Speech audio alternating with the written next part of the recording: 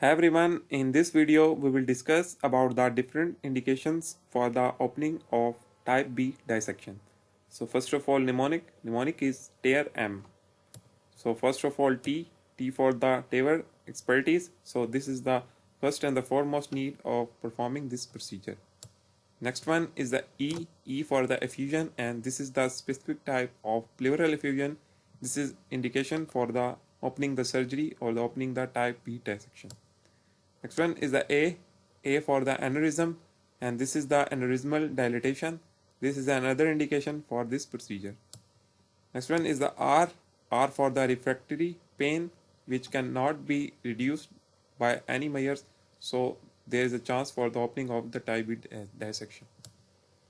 Next one is the M, so E for the extension, and if it extend proximally, so there is also an indication for performing this procedure.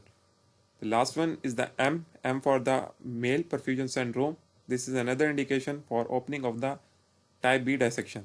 So this is the TRM mnemonic for the indications of the type B dissection.